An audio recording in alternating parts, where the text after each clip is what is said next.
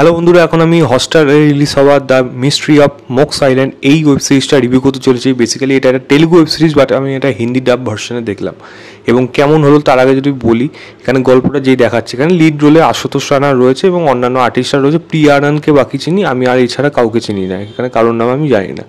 গল্পটা এখানে যদি ছোট্ট করে বলি, এখানে আশুতোষ রানা যে একজন বড় সায়েন্টিস্ট, সে একটা প্লেন ক্র্যাশ হয়ে যাচ্ছে আর তার একটা আইল্যান্ডে, এবং তার নিজস্ব সম্পত্তি, তার নিজস্ব একটা বড় ব্যবসা রয়েছে, ইন্ডাস্ট্রি রয়েছে। তার দাবিদার বা তার উত্তরাধিকার হিসাবে সে তার ফ্যামিলিকে ডেকে পাঠাচ্ছে এবং তার ফ্যামিলি বিভৎস একটা বড়, কীভাবে সেটা আপনারা সিনেমা এই সিরিজটা দেখলে জানতে পারবেন।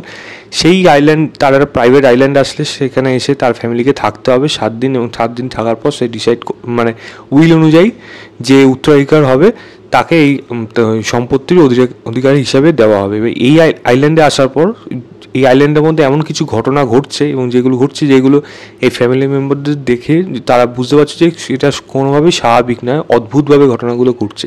তো কি ঘটছে, কেন তাদের এখানে ডেকে আনা হলো, এবং এই আইল্যান্ড থেকে কি এই প্রত্যেকটা মানুষ বেঁচে ফিরতে পারবে, আর যদি না পারে তাহলে কীভাবে তারা লড়াই করবে, এই নিয়েই সম্পূর্ণ সিরিজটা রয়েছে। এর থেকে বেশি জানতে হলে হটস্টারে গিয়ে এই সিরিজটা আপনাকে দেখতে হবে। দেখুন, আমি যদি প্রথম কথা বলি, সিরিজটার মধ্যে দু একটা জিনিস যদি আমি কিছুটা ভালো লাগে, ম্যাক্সিমাম জিনিসটা কিন্তু খারাপ রয়েছে। প্রথম ভালো জিনিস যদি এই সিরিজটা বলতে হয়, তাহলে দেখুন স্টোরি আইডিয়া ওয়াইজ কিন্তু এটা একটা খারাপ না, একটা ইন্টারেস্টিং প্লট ছিল। তাই হিসেবে আমি বলতে পারি যে গল্পে হয়তো আইডিয়াটা ইনিশিয়াল স্টেজে যে এরকম একটা আমরা জিনিস তৈরি করতে চাই বা এটা আমরা দেখাতে চাই, সেই ভাবনাটা ভালো, বাট সেটা এক্সিকিউশন খুবই বাজে হয়েছে, সেটা আমি পরে বলছি। তাই ডেফিনেটলি এই আইডিয়াটা আমি ভালো বলবো। দ্বিতীয় বলবো, আশুতোষ রানার কিছু জায়গায় পারফরমেন্স আছে যেগুলো ভালো লেগেছে, এবং প্রিয়া আনন্দের 7th এপিসোডে একটা জায়গা রয়েছে, সেই জায়গায় 7, 8 এই এপিসোডে তার পারফরমেন্সটা আমার কিছুটা বেটার লেগেছে। এছাড়া আর পারফরমেন্স আমার এখানে কারোর ভালো লাগেনি। সিনেমাটোগ্রাফি কিছুটা প্রশংসা করবো, এই আইল্যান্ডটাকে বেশ ভালোভাবে দেখানো হয়েছে এবং তার মধ্যে একটা মিস্টিরিয়াস ফিলিং কিন্তু দেখাতে কিছুটা হলেও সক্ষম হয়েছে থ্রু ক্যামেরা। তো তার জন্য এই সিনেমাটোগ্রাফারের কিছুটা হলেও আমি এখানে প্রশংসা করব। এছাড়া বিশ্বাস করুন আর কোনো ভালো জিনিস নেই এই সিরিজটার মধ্যে। প্রথম নেগেটিভ দিক হলো এই চিত্রনাট্যটাকে এমনভাবে লেখা হয়েছে যেটা প্রচণ্ড লেন্দি এবং কোনো পরপর না ঘটনা, যেমন ইরিস্টেবল মনে হচ্ছে ব্যাপারটা।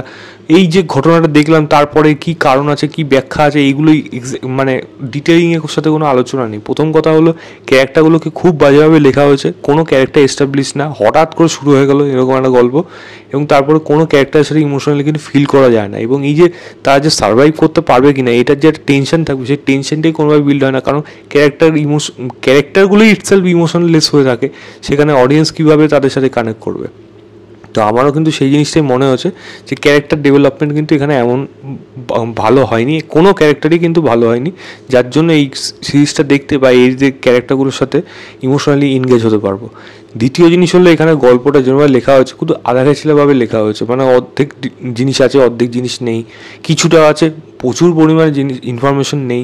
তো এরকমভাবে অদ্ভুতভাবে গল্পটাকে লেখাতে যে গল্পের মধ্যে না ঠিক যেন রাস্তা খুঁজে পাইনি, কোথার থেকে কোথাও যেন হারিয়ে যাচ্ছে গল্পটা।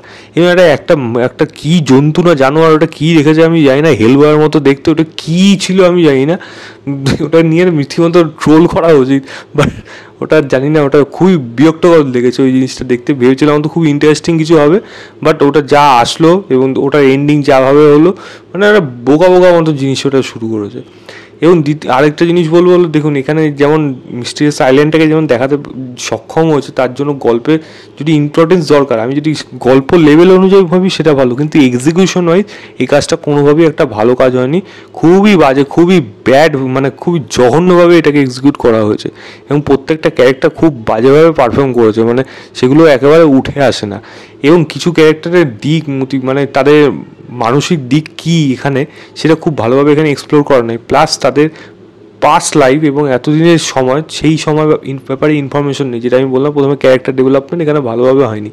তাই গল্প এগোচ্ছে না, ক্যারেক্টারগুলো ইটসেলফ এগোচ্ছে না, অডিয়েন্স হিসাবে আমি এর মধ্যে এনগেজ হতে পারছি যে এর মধ্যে কোনো একটা জিনিস নেই যেটাকে নিয়ে ভালোভাবে আলোচনা করা যায়। প্রচুর এবং দিক রয়েছে, সাব প্লট রয়েছে, যেগুলো কিন্তু এস্টাবলিশ এখানে করা হয়নি।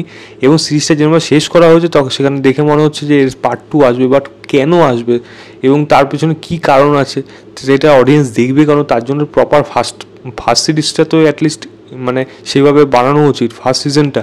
তো সেটাই যদি না হয় আর কি করা যাবে। একটা ভালো যে হটস্টারে এসছে একবারে সব করে রিলিজ করে দিয়েছে, কারণ এটা হাফ হাফ করে রিলিজ করে নিজেরাই বুঝে গেছিলো যে এটা আর পরে লোকে দেখবে না, যে একবারে রিলিজ করে দাও, দেখলে দেখবে, তো এইটুকুই জাস্ট হওয়ার ছিল। এবং হিন্দি ডাবিং খুবই বাজে ডাবিং, মানে আর বিচ্ছিরি ঘর ডাবিং হয়েছে ডাবিং, যেটা একেবারেই ভালো হয়নি। এছাড়া প্রচুর জিনিস আছে এই সিরিজের মধ্যে যেগুলোকে নিয়ে খারাপভাবে আলোচনা করা যায়, এবং যেরকম ডায়লগ, হিন্দির ডায়লগগুলো বিশেষ করে ভালোভাবে লেখা হয়নি, গল্পের মধ্যে জোর করে এমন এমন জিনিস এমনভাবে দেখানো হয়েছে যেগুলো কোনো প্রয়োজন ছিল না, যের জন্য লেন্থ আরও বড় হয়ে গেছে। এবং যেহেতু বললাম এই সায়েন্স রিলেটেড এমন ঘটনা এখানে দেখানো হচ্ছে, তার ভালোভাবে যেহেতু তার প্রপার ব্যাখ্যা নেই এবং সেগুলো এক্সিকিউট করা নেই, যার জন্য এটা সিরিজটা দেখতে কোনোভাবে ভালো লাগে না। আরও প্রচুর জায়গা রয়েছে এই সিরিজটার মধ্যে, এখন তো আমি এখন ভাবতে বসলে আমি নিজেই পাগল হয়ে যাব যে আর কী কী জিনিস খারাপ বলবো এটার মধ্যে।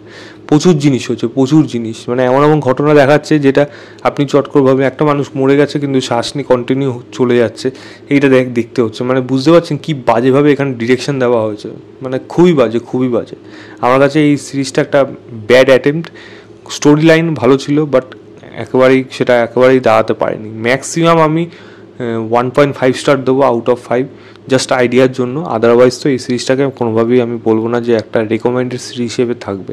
এক্সপেকটেশন কিছুটা ছিল, বাট সেটা পুরোপুরি একেবারে ধরাশয়ে নেমে গেছে। তো এই ছিল আমার overall review, the mystery of smoke silent বলে ওয়েব সিরিজটা। ভিডিওটা ভালো লাগলে লাইক শেয়ার, চ্যানেলটাকে অবশ্যই সাবস্ক্রাইব করে দেবেন।